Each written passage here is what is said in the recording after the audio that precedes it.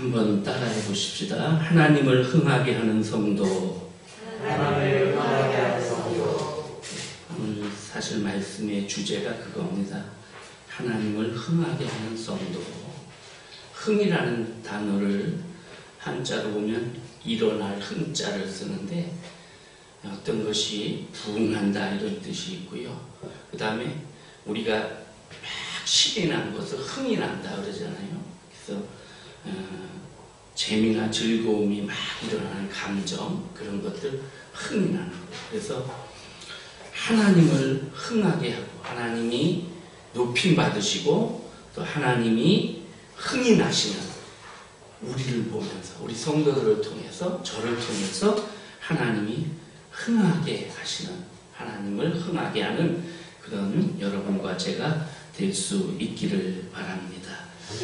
자, 오늘 우리가 읽은 말씀 지난주에 봤던 말씀에 이어지는 말씀인데요.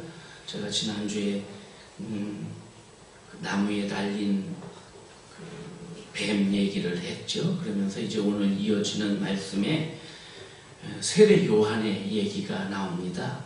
그래서 그 얘기를 하면서 함께 은혜를 나누려고 합니다.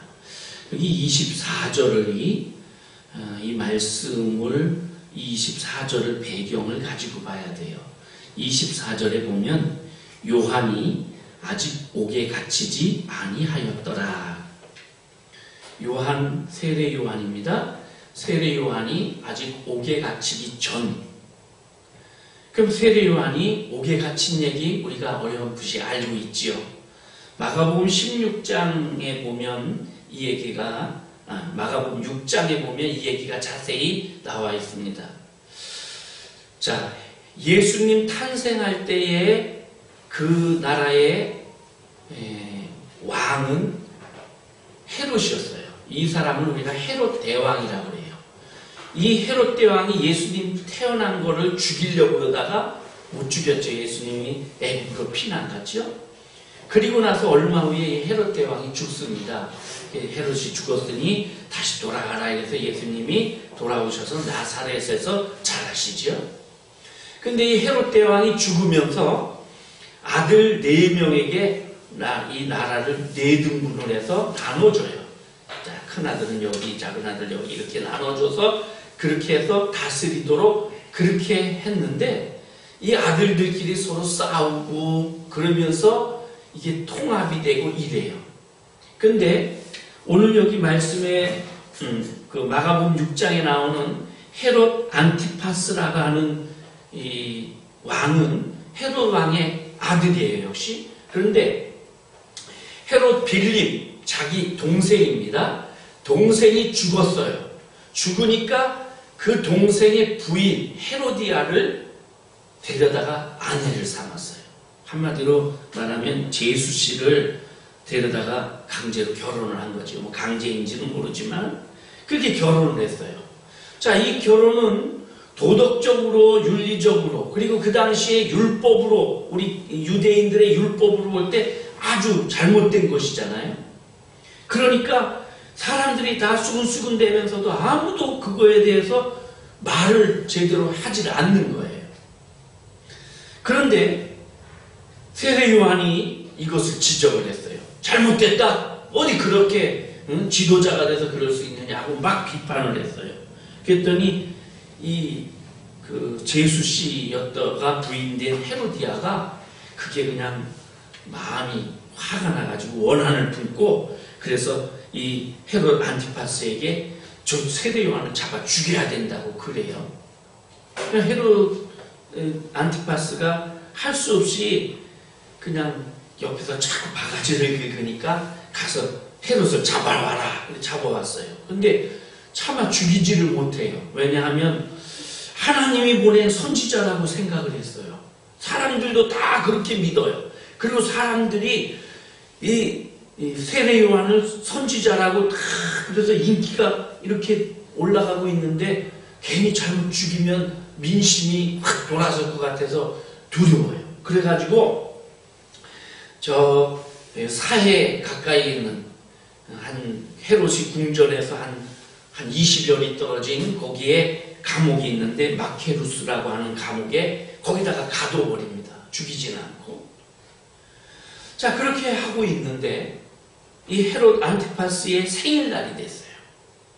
생일날이 되니까 많은 사람들이 와서 생일 축하한다 그러고 막 잔치를 벌였겠죠. 그래서 막 잔치를 하고 그렇게 흥겨운데 이 헤로디아와 헤롯 빌립 그 동생 사이에서 태어난 그 살로메라고 하는 딸.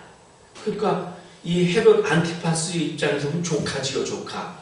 조카가 이 딸이 살로메라는 이름은 성경에 안 나옵니다. 전통적으로 이 사람이 살로메였다 이렇게 이제 전해지고 있어요. 살로메가 제가 새 아빠를 위해서 춤을 추겠습니다 이러고 나와가지고 춤을 춰요. 근데 이 춤이 너무 감능적이고 좀 매혹적이기도 하고 아주 그럼 좀 야한 그런 춤을 췄나 봐요.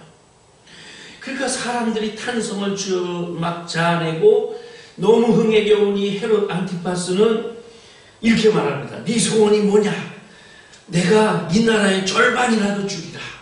옛날 왕들은 왜 툭하면 이런 소리를 했는지 모르겠어요. 하여튼 그래요. 그랬더니 이 딸이 그 말을 듣고 밖에 나가서 자기 엄마한테 엄마 나 소원을 들어준다는데 뭘 얘기할까? 그랬더니 헤로디아가 그 세례 요한을 죽여갖고 목을 달라 그래라. 그래가지고 와서 세례 요한의 목을 주십시오 이래요. 그러니까 이 헤롯 안티파스가 막 고민을 합니다. 이게 지금 선지자라서 죽이질 못했는데 죽여서 목을 달라 그러니 거기 있는 사람들한테 장담을 했잖아요. 나라의 절반이라도 주겠다 이러고 그랬는데 자기 맹세하고 사람들 앞에 체면도 있고 그래서 안 죽일 수는 없고 죽이려니까 마음이 찜찜하고 그래도 어떻게 해요? 할 수 없이 시병을 보내서 이 세례 요한의 목을 베어서 소반에 담아가지고 가져오게 합니다. 이게 마가복음 6장에 나오는 이야기예요. 오스카 와일드라고 하는 분이 소설가가 이 이야기를 근거로 해서 살로메라고 하는 희곡을 썼어요. 이 희곡을 제가 아주 학생 때 뭐가 뭔지도 모르면서 읽었는데 이제 설교를 준비하면서 그 생각이 나서 쭉 그 살펴봤어요. 근데 그 내용이 이렇습니다. 자, 자기 동생의 부인을 하고 결혼을 했잖아요. 결혼했는데 살로메는 그게 싫은 거예요. 살로메는 그렇잖아요. 우리도 엄마나 아빠가 재혼을 한다 그러면 그 딸이나 아들 입장에서 싫잖아요. 싫은데 할 수 없이 결혼을 했어요. 그래서 막 화가 났어요. 화가 났는데 아무도 그 잘못된 걸 지적하는 사람이 없어서 참 그러고 있는데 세례 요한이 나타나가지고 그 잘못을 막 지적을 하니까 이 살로메가 이 딸이 세례 요한에게 한마디로 푹 빠졌어요. 야, 멋진 사람. 그래가지고 세례 요한을 어떻게 만날까 이러는데 마침 아버지가 그 새아빠가 세례 요한을 붙잡아갖고 감옥에 넣었단 말이에요. 그러니까 살로메가 감옥에 가가지고 세례 요한을 유혹을 합니다. 나랑 결혼하자. 그러면 아버지한테 내가 얘기해서 널 살려주겠다. 이러면서 막 유혹을 하는데 세례 요한이 꿈쩍도 안 해요. 그러니까 그렇게 며칠 몇 날을 그렇게 해도 변함이 없고 꿋꿋하니까 이 살로메가 사랑이 변해서 미움이 돼요. 그래갖고 그 증오를 가지고 있다가 어느 날 이제 새아버지 생일날이 돼서 일부러 춤을 추는 겁니다. 춤을 아주 일부러 아주 막 좀 관능적인 그런 춤을 추는 거예요. 그 아버지 성격을 하니까. 그러니까 아버지가 야, 네 소원이 뭐냐 이러고 소원권을 주게 되고 소원권을 얻자 이 살로메가 세례 요한을 목을 주십시오 이렇게 하는 거예요. 근데 그 소설에서는 또 다른 부분으로 이 헤롯 안티파스는 자기 조카인 살로메에게도 어떤 그런 흑심을 품고 음란한 마음을 품어서 환심을 살려고 네 소원이 뭐냐 다 들어주겠다 이렇게 했다라는 거죠. 어쨌든 그래서 세례 요한의 목을 쟁반에 담아가지고 오니까 그걸 가지고 이 살로메가 자기 방으로 가서 막 그 목 잘려진 목에 막 키스를 하면서 그러면서 음란한 짓을 하는 그런 내용들이 그 소설에 돼 있어요. 어쨌든요, 오늘 말씀 24절에 요한이 아직 옥에 갇히지 아니하였더라. 그러니까 요한은 아직 감옥에 가기 전이니까 왕성하게 활동하던 때라는 거예요. 그렇게 왕성하게 활동하던 때에 이 이야기가 전개됩니다. 근데 22절, 23절 보세요. 그 후에 예수께서 제자들과 유대 땅으로 가서 거기 함께 유하시며 세례를 베푸시더라. 예수님이 이제 거기서 세례를 베푸셔요. 요단강 그 살렘이라는 지역인 것 같아요. 거기서 예수님이 이제 세례를 합니다. 사람들에게 오면 세례를 줬어요. 그런데 23절 요한도 살렘 가까운 에논에서 세례를 베푸니, 요한이 예수님 세례를 줬잖아요. 근데 요한도 거기서 얼마 떨어지지 않은 곳에 에논이라는 곳인데 여기 어딘지 모르겠지만 하여튼 가까운 지역에 멀리서 보면 보이는 지역인 것 같아요. 그쪽에서 세례를 베풀었어요. 자, 그래서 그렇게 둘이 양쪽에서 세례를 베푸는데 사람들이 세례 요한 쪽보다는 예수님 쪽으로 점점 모이는 거예요. 자, 그러니까 이 세례 요한의 제자들이 조금 마음이 좀 안 좋았어요. 우리 선생님한테 세례 받은 사람인데 그런데 그 예수라는 저 사람이 저쪽에서 세례를 하고 있단 말이에요. 그런데 사람들이 우리 선생님보다 그쪽으로 더 많이 가요. 자, 25절로 갑니다. 25절. 이에 요한의 제자 중에서 한 유대인과 더불어 정결 예식에 대하여 변론이 되었더니, 근데 그 세례 요한의 제자 중에 한 명하고 거기 세례 받으러 온 사람 중에 한 명하고 정결 예식에 대해서 서로 논쟁을 하게 되는 거예요. 막 이러쿵저러쿵 떠들게 됩니다. 자, 이 정결 예식이 뭐냐면 세례입니다. 제가 언제가 설교에서 그런 얘기를 드렸어요. 세례는 구약에 없는 제도다. 그래요. 구약에는 세례가 없어요. 할례는 있는데 세례가 없어요. 그런데 신약 성경을 시작하면서 세례 요한이 회개하라 그러면서 세례를 베풀어요. 그 언제 어떻게 시작된 건지 근거를 못 찾아요. 근데 분명히 구약에는 없었는데 신약은 시작하면서부터 세례가 등장하거든요. 그러니까 사람들이 그 세례 요한의 말을 듣고 다 세례를 받으러 나와요. 그러니까 사람들도 세례가 뭔지 다 아는 거예요. 구약에는 없는데 그 다 알고 있는 거예요. 그래서 언제 어떻게 누구에 의해서 시작된 건지 모르지만 사람들이 당연한 것으로 알고 세례를 받으러 요단강으로 몰려갔어요.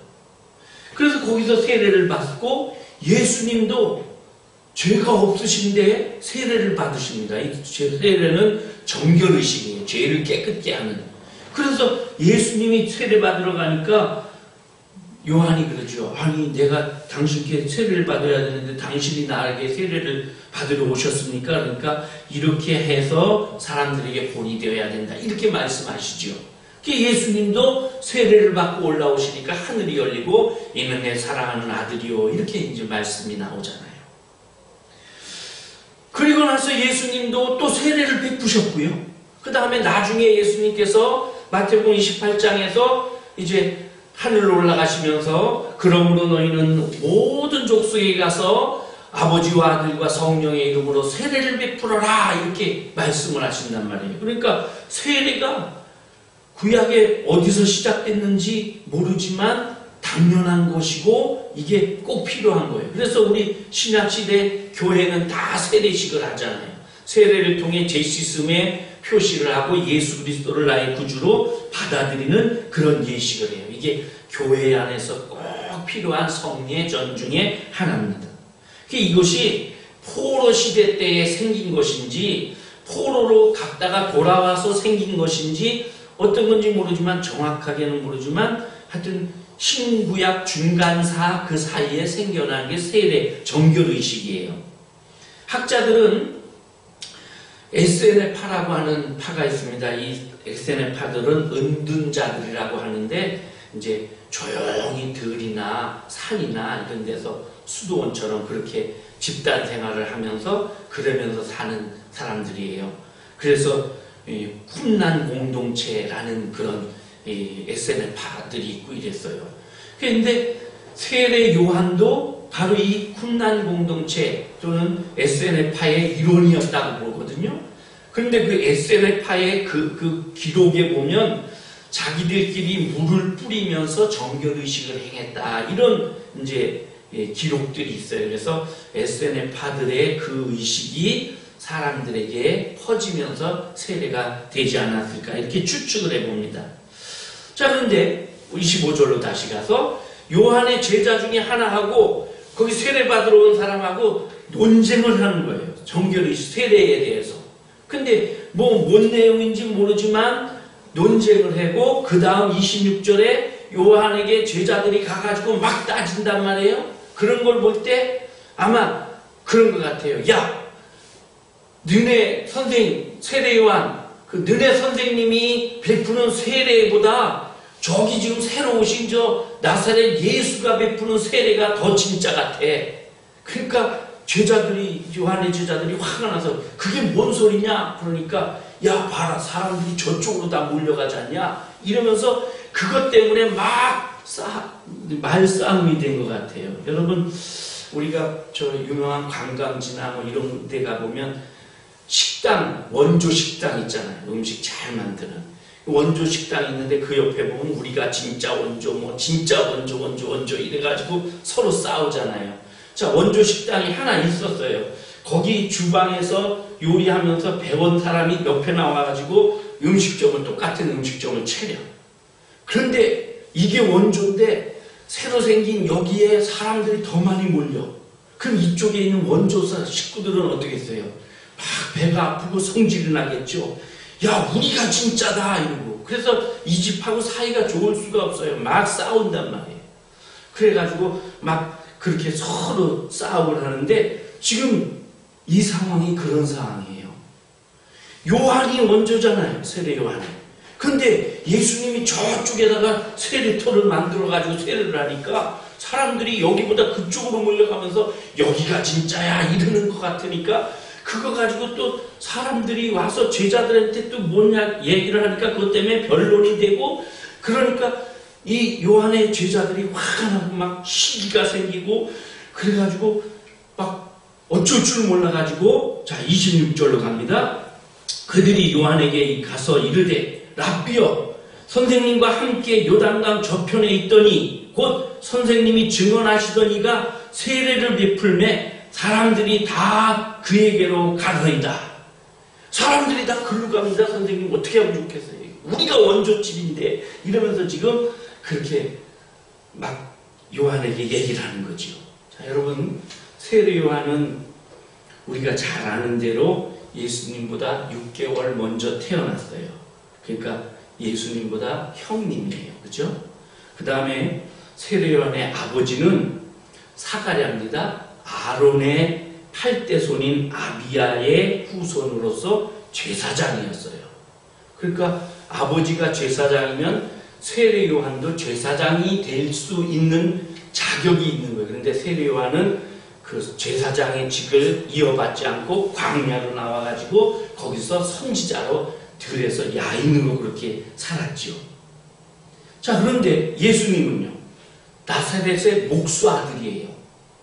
근데 성경에는 그런 얘기가 자세히 안 나와 있지만 예수님 아버지 요셉은 일찍 돌아가셨어요.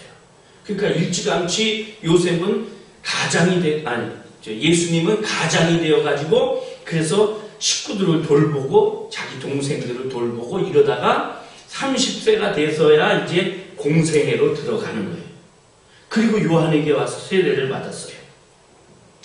무명에 가까운 예수님. 이미 사람들에게 인기 폭발적인 아주 옥에 갇히기 전이니까 막 그냥 인기가 급상승에 올라가고 있는 요한. 누가 봐도 이게 상대가 안 되잖아요. 또 예수님이 성경에 통달하셨죠? 요한도 제사장 집안에서 자랐기 때문에 유대인들의 교육 방법, 토라 교육하는 거, 그 다음에 신앙 전수하는 거, 이런 걸 볼 때 이 요한도 예수님 이상으로 이 율법에 대해 능통했을 거예요, 성경에. 그 다음에 영성으로 봐도 이 요한은 광야에서 메뚜기와 석청을 먹으면서 기도하고 하나님과 묵상하면서 그러면서 영적 통찰력이 있는 사람이었단 말이죠. 자, 무엇 하나 기울 게 없는 그런 세례 요한인데 지금 세례에 관한 것 하면서 사람들이 예수님 쪽으로 몰려가니까 기울어지기 시작한단 말이에요. 근데 제자들이 이걸 못 봐가지고 막 그냥 화가 나가지고 그렇게 와서 선생님 어떻게 합니까? 저 사람이 더 지금 사람들이 절로 다 몰려가는데 이러고 있잖아요. 이 세례 요한은 회개하라 천국에 가까웠느니라 이렇게 외치면서 유대 전 지역을 떠들썩하게 만들었습니다. 영적인 카리스마가 있었어요. 그래서 종교 지도자들에게 막 그냥 독설 같은 그런 말씀을 퍼붑니다. 마태복음 3장에 보니까 요한이 많은 바리새인들과 사두개인들이 세례 베푸는 데로 오는 것을 보고 이르되, 자, 바리새인 사두개인들은 그 당시에 종교적 지도자들이에요. 그 사람들을 향해 뭐라 그러냐면 독사의 자식들아, 누가 너희를 가르쳐 임박한 진노를 피하라 하더냐. 회개하라. 아브라함이 우리 조상이라고 생각하지 말라. 하나님이 능히 이 돌들로도 아브라함의 자손이 되게 하시리라. 그러니까 이 바리새인들 사두개인들이 영적인 교만이 있어가지고 우린 아브라함의 자손이야, 우린 성경에 통달했어 이러면서 막 그리고 하나님의 뜻을 무시하고 있는데 그들을 향해서 막 독사의 자식들아, 이게 독사의 자식들아 이랬지만 이게 성경이 거룩하게 표현해서 그런 거지만 이게 욕이란 말이에요. 우리는 개가 많으니까 개 뭐 이렇게 욕을 하잖아요. 근데 그 이스라엘 광야 쪽은 뱀이 많아요. 그래갖고 이 뱀 뭐 이렇게 하면 그게 욕인 거예요. 그러니까 지금 얼마나 예수님도 이렇게 욕하셨잖아요. 그러니까 독사의 자식들아 이러면서 욕을 하는 거예요. 그렇게 하면서 아브라함이 우리 조상이라고 생각하지 말아라. 하나님은 이 돌멩이들도 다 아브라함의 자손이 되게 할 거다 이러면서 이미 도끼가 나무 뿌리에 놓였으니 회개하라. 좋은 열매 맺지 않는 나무마다 찍혀서 불에 던질 것이다. 군인들이 나오니까 군인들을 향해서 막 야단을 칩니다. 그러면서 너희들이 더 이상 사람들을 포악하게 다루고 이러지 말아라. 세리들이 나오니까 세리들을 향해 또 막 그럽니다. 너희들은 정한 세 외에는 받지 말아라. 막 그렇게 불의 사자였어요. 진짜 막 입으로 그렇게 그냥 퍼붓는단 말이에요. 이런 요한인데 사람들에게 그래서 인기가 확 치솟고 사람들이 아이고 요한의 예언만 들어도 그냥 속이 시원하고, 그런데 그런 이 요한보다 예수님 쪽이 사람들이 더 몰려가기 시작을 해. 지금 요한은 점점 기울어지고 예수님은 점점 흥하여 간단 말이에요. 그러니까 배신감도 생기고 시기심도 생기고 뭔지 모르는 그냥 막 화가 나고 세상적인 기득권을 지금 뺏기고 있는 거잖아요. 그렇게 해가지고 제자들이 선생님 강저편에 있는 있던 그 선생님이 세례 준 그 사람이 지금 저기서 세례를 베푸는데 사람들이 다 글로 가는데요. 이러면서 선생님 가만 계시면 안 됩니다. 이런 무언의 압력을 넣고 있는 거예요.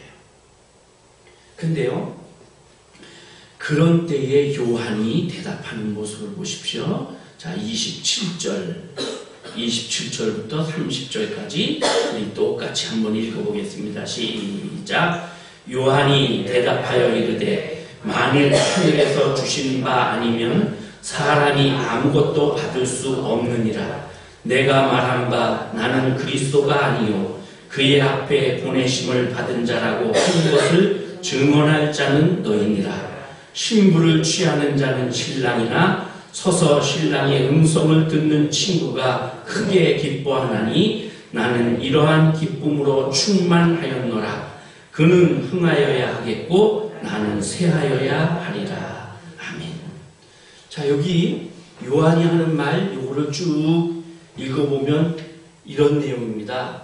야, 하나님이 허락하지 않으면 안 되는 거야. 저 사람이 지금 흥하게 막 사람들이 그로 몰려가고 한때는 나한테 몰려갔던 거, 이 사람들이 저 사람에게 몰려가는 거 하나님이 하시는 거야. 사람이 하는 게 아니야. 그 얘기를 했고요. 그 다음 또 하나는 나는 그리스도가 아니라고 내가 몇 번 얘기했잖냐. 사람들에게 막 그 당시 종교 지도자들이 막 사람을 보내갖고 네가 그리스도냐 이러고 물어보고 그럴 때마다 나는 아니다 이러면서 그러지 않았느냐. 주인공은 내가 아니다. 나는 그 사람을 증거하기 위해서 온 사람일 뿐이다. 그 얘기를 하고요. 그러면서 그 얘기를 증언해 줄 사람은 너희들이다. 너네들이 그 얘기를 야 우리 선생님이 주인공이 아니고 저분이 주인공이야 이러고 너희들이 증언을 해야 되는데 너희들이 이렇게 지금 막 열이 뻗쳐가지고 와 있냐 이렇게 얘기를 하는 거죠. 그러면서 신랑 얘기를 해요. 신랑과 신부 얘기. 신부를 취하는 자는 신랑인데 그런데 그 신랑의 소식을 듣는 친구들이 기뻐한다. 이게 지금 유대의 결혼식에 대한 얘기인데 우리나라도 지금은 좀 그런 면이 좀 있긴 한데 신랑과 신부가 각각 자기 집에서 이렇게 준비를 하고 신랑이 신부를 부르러 갈 때 들러리 친구들과 같이 갑니다.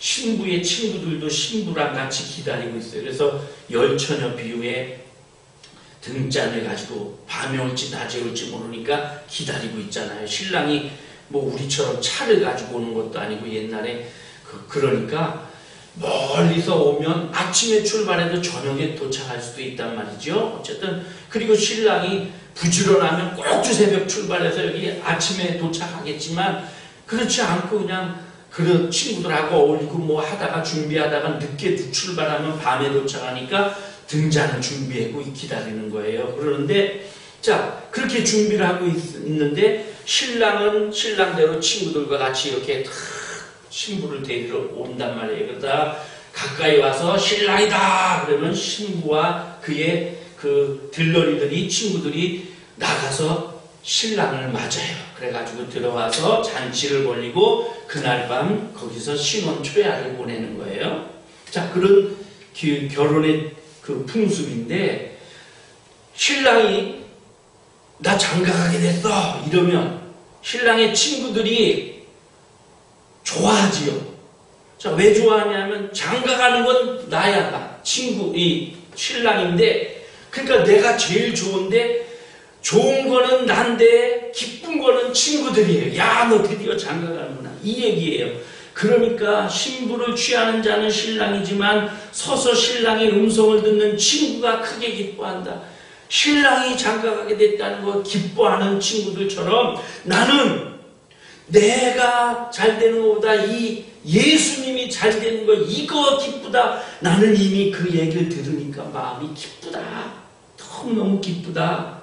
그러면서 제자들에게 그 얘기를 하는 거야. 야, 그거 기쁜 일이야, 기쁜 일. 너희들은 그러니까 그거 가지고 막 속상해하지 마. 그러면서 오늘 30절 결론적인 말씀. 그는 흥하여야 하겠고 나는 쇠하여야 하리라. 영어 성경에 보니까요. He must become greater and greater. I must become less and less. 이렇게 돼 있어요. greater라는 게 great의 비교급 형용사예요. 그는 커지고 또 더 커지고 그래야 된다. 나는 less 작아지고 또 작아져야 된다. 그런데 여기에 주목할 단어 하나가 있어요. 조동사 must예요.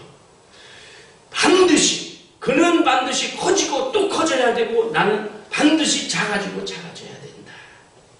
그러면서 나는 광야에서 외치는 자의 소리로서 소리를 지르면 그 소리가 들려지고 사람들 귀에 들려지고 사라지는 것처럼 나는 그렇게 사라져야 될 존재고 그분은 주인공으로 끝까지 남으셔야 되는 분이다. 요한은 그렇게 자기 정체성을 분명하게 이야기를 하는 거예요. 요한은 요한복음 1장에서도 그런 말을 했어요. 보라, 세상 죄를 지고 가는 그 얘기를 하면서 그 전에 내 뒤에 오시는 이가 있다 그러면서 내 뒤에 오시는 이 나는 그의 신발끈 풀기도 감당하지 못하겠노라. 이미 자기를 낮췄던 이 요한이 지금 예수님이 등장해서 드디어 예수님의 시대가 열리기 시작하고 자기 시대가 닫히기 시작하는데 그런데 아무런 그런 마음의 시기심이나 이런 거 다 내려놓고 그가 잘 돼야 되는 게 맞다 이러면서 지금 자기를 낮추고 있는 겁니다. 이 세례 요한에 대해서 예수님이 이렇게 평가를 하지요. 마태복음 11장 11절에 내가 진실로 너희에게 말하노니 여자가 낳은 자 중에 세례 요한보다 큰 이가 일어남이 없도다. 예수님이 이런 요한을 보시면서 최고로 칭찬을 하셨습니다. 자, 여러분, 세례 요한은 오늘 이 말씀 속에 여러분과 저에게 주시는 하나님의 음성이 있어요. 세례 요한은 보상을 바라지 않았습니다. 자신이 예수님을 위해 사역하고 있는 거예요, 지금. 예수님을 이 땅에 주님의 오실 길을 준비하고 주님을 소개하고 그리고 보라 세상 죄를 지고 가는 하나님의 어린 양이로다. 이분이 바로 메시아다 이러면서 소개를 해요.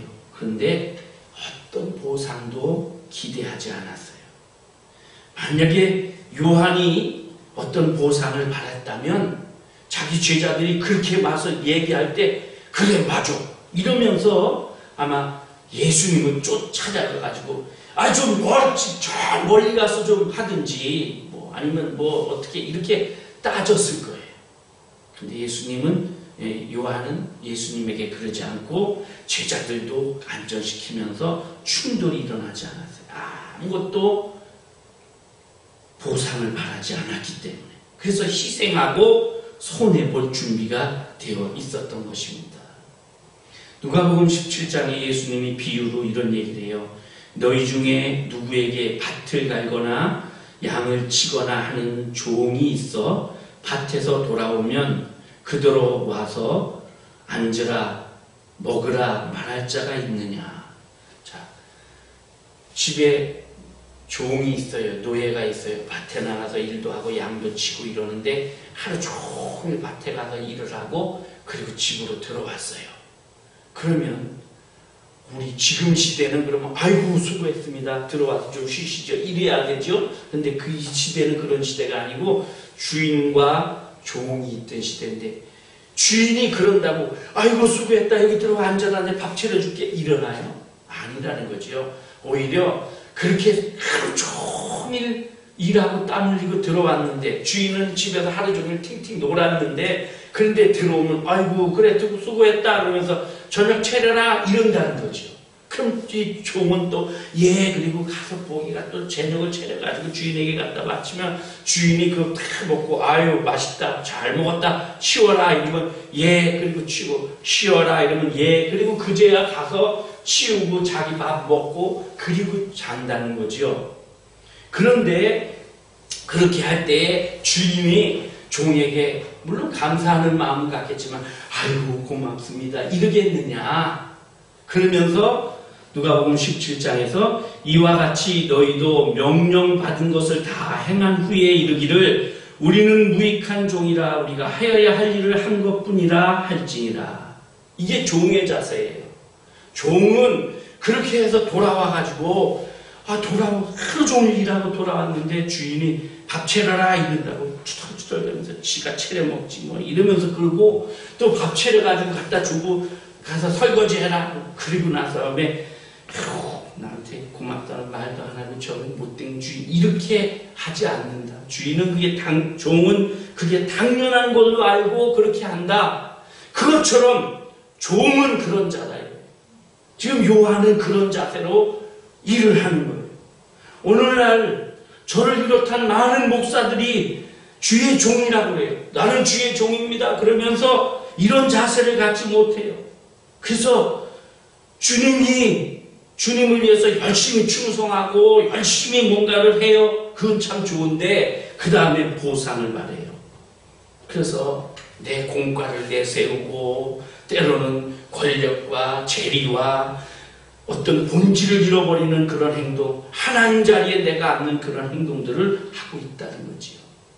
요한은 그러지 않았어요. 보상을 바라지 않고 자기는 그저 순수하게 예수님만 높이고 자기는 사라지는 존재로 살았다는 거예요. 요한은 자기 자리를 철저하게 그렇게 지켰어요.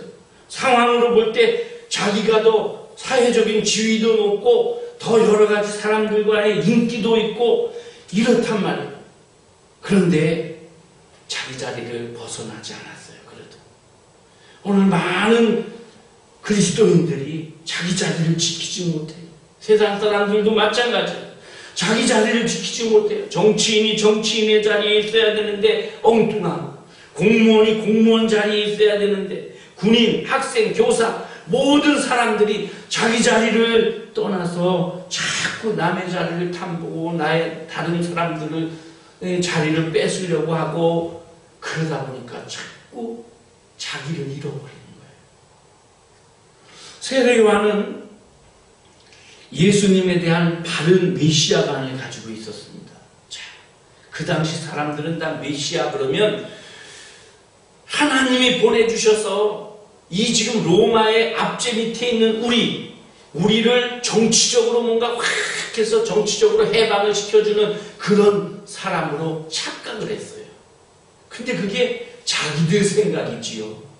하나님의 관점으로 봐야 되는데 하나님의 관점으로 보면 이사야서를 비롯해서 스가랴나 뭐 이런 데 쭉 보면 메시아는 고난의 종으로 올 것을 수없이 많이 예언을 했잖아요. 그가 찔림은 우리를 위해서다. 그는 볼품도 없는 그런 모습으로 왔다. 죽을 것으로, 고난당하실 것으로 이렇게 예언을 했는데 성경을 그렇게 많이 연구하고 그렇게 많이 공부한 바리새인들, 서기관들도 그런 메시아를 기대하지 않고 자기 생각에 갇혀 있어갖고 내 생각에 이런 메시아가 와야 되는데 그러고 있다가 예수님이 와가지고 메시아라 그러면서 하는 걸 보니까 전혀 우리 뜻하고 안 맞아. 그러니까 넌 아니야 이런단 말이에요.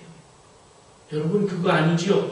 내 관점으로 옳고 내 관점으로 보는 게 아니고 하나님의 관점으로 봐야 돼요. 하나님이 볼 때. 그래서 하나님이 볼 때에 맞으면 내가 안 맞아도 받아들여야 되는 거예요. 근데 사람들이 내 마음에 안 들면 안 받아들여요. 복음도 안 받아들이고 말씀도 안 받아들이고 제자들까지도 그랬단 말이에요. 제자들까지도 예루살렘에 올라가면서 야 이번에 예루살렘에 올라가면 예수님이 한 자리 하실 거야. 그렇게 한 자리 하면 그러면 야 누가 들어? 우리 12명이 다 한 자리씩 그래도 앉을 텐데 누가 제일 높은 자리 앉냐? 누가 영의정, 좌의정이 될까? 좌의정, 우의정이 될까? 그러면서 서로 다퉜다고 성경에 기록되어 있어요.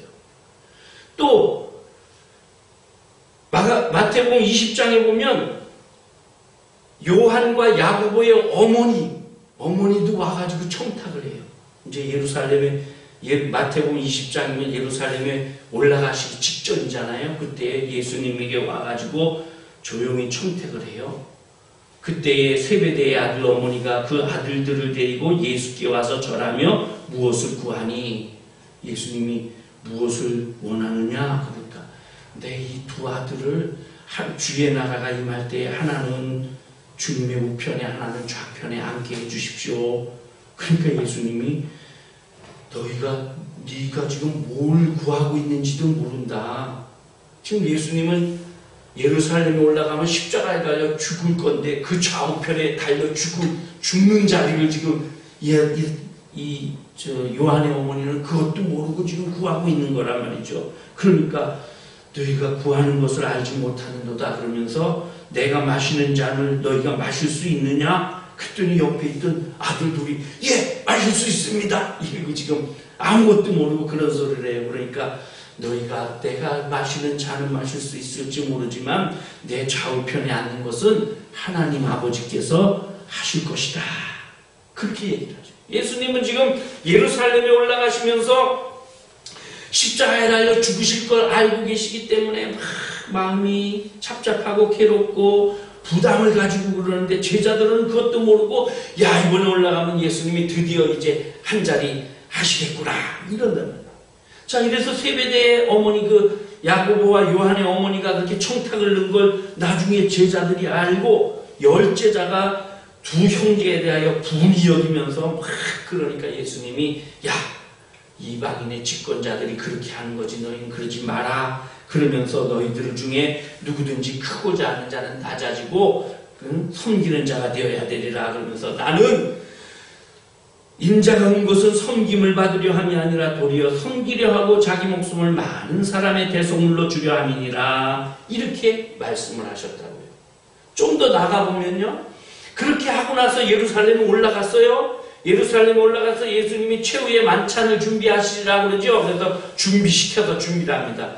그날 밤에 만찬 준비해가지고 다른 때 같으면 서로 손도 씻겨주고 발도 씻겨주고 그러는데 그날 눈치 보면서 서로 발도 안 씻겨주는 거예요.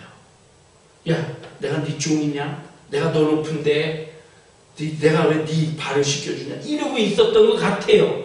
그러니까 예수님이 보시다가 일어나셔서 수건을 두르시고 하나씩 발을 씻기시는 거예요. 발을 씻기시면서 내가 주와 선생이 되어 너희 발을 씻긴 것 같이 너희도 서로 발을 씻어주는 것이 옳으니라. 이렇게 말씀하시죠. 제자들까지도 메시아에 대한 다른 하나님의 눈으로 보는 그런 이 관점이 없었어요. 그런데 요한은 하나님의 눈으로 보고 하나님의 눈으로 생각하고 그래서 나는 낮아지고 그분이 높아져야 된다.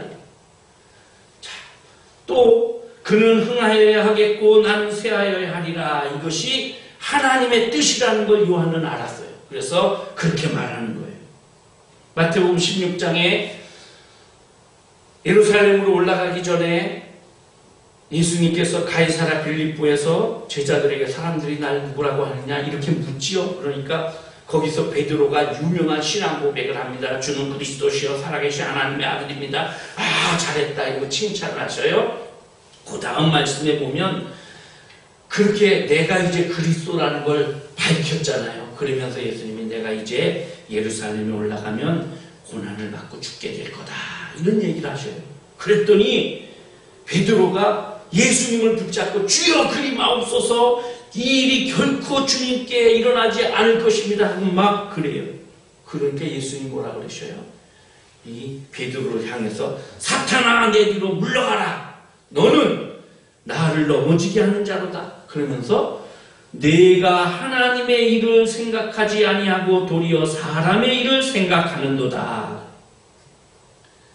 하나님의 일을 생각해야지 사람의 생각으로는 예수님 그렇게 죽으면 안 되지요. 근데 하나님의 관점으로 보면 하나님의 뜻을 생각하면 예수님이 그렇게 죽으셔야 우리 모든 죄의 문제를 해결해 주시니까. 세례 요한은 하나님의 뜻이 뭔지를 알았어요. 내가 잘 되는 것이 아니라 내가 흥한 것이 아니라 예수 그분이 흥하고 그분이 잘 되어야 된다. 그래서 그는 흥하여야 하겠고 나는 쇠하여야 하리라. 여러분 요즘 우리 시대를 보면 눈 한 번만 슬쩍 감고 모른 척하면 부귀영화를 누릴 수 있어. 그런데 그걸 거절할 수 있는 사람이 과연 몇 명이나 될까요? 세상 사람뿐 아니라 우리 믿는 성도들, 집사님, 권사님, 장로, 목사까지도 자기 이익 앞에서는 정의도 모르고 부끄러움도 모르는 그런 시대입니다. 돈 때문에 직분도 팔고 돈 때문에 거짓말도 하고 예수님 이용하고 교회를 어지럽히기도 하고 그래서 인기 좀 올라가면 자기 자리를 이탈해갖고 점점 더 사람들 사이에서 변하기 시작하고 교만해지고 초심을 잃고 하나님의 뜻을 잊어버리는 그런 사람들이 너무 많습니다. 오늘 우리 말씀은 한국교회의 성도들에게 목회자들에게 주시는 말씀입니다. 입으로는 주의 영광을 위해 살겠습니다. 오직 주님만을 위하여 그렇게 외치면서 찬송하고 기도하는데 주의 영광을 위해서 내 자존심도 하나 버리지 못하고 자존심 조금만 상해도 난 교회도 안 나가고 예수도 안 믿고 물질적으로도 조금 더 손해 안 보려고 해요. 전혀 희생하거나 손해 볼 생각이 없어요. 그저 믿으면 복 받는다 이 말만 좋아가지고 부자가 돼야 출세해야만 예수 잘 믿는 것으로 착각하고 살아가고 있어요. 목사가 뭔지도 모르면서 목사의 일을 하고 자기가 주의 종이라는 그 위치를 생각하지 않고 주의 종이라고 입으로는 말하면서 하나님 자리에 앉아서 하나님을 대신하고 있고 직분을 받는다는 것이 얼마나 힘들고 어려운지 십자가를 지는 일인데 십자가 질 생각은 안 하고 내가 직분 받아서 높임과 존경을 받으려고 하는 그런 시대가 우리 시대예요. 예수님은 하늘의 영광을 다 포기하고 고난의 자리로 내려오셨습니다. 하나님의 뜻이 뭔지를 아시기 때문에 그래서 철저하게 자기를 부인하고 고난을 향해서 예루살렘으로 올라가셨어요. 여러분과 저를 사랑하시는 그 하나님의 깊은 사랑과 은혜 때문에 요한은 이것을 알기 때문에 역시 하나님의 뜻에 자신을 굴복시키고 자기를 부인하면서 그러면서 그는 흥하여야 되고 나는 쇠하여야 된다 이렇게 고백하는 겁니다. 오늘 사순절 5번째 주일입니다.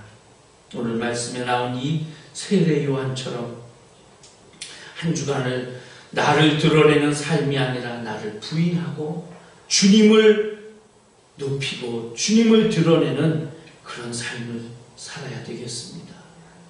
하나님을 흥하게 하는 하나님이 흥이 나게 하는 그런 삶을 사는 여러분 되시길 바랍니다. 그는 반드시 흥하여야 하겠고 나는 반드시 쇠하여야 하리라. 기도하겠습니다.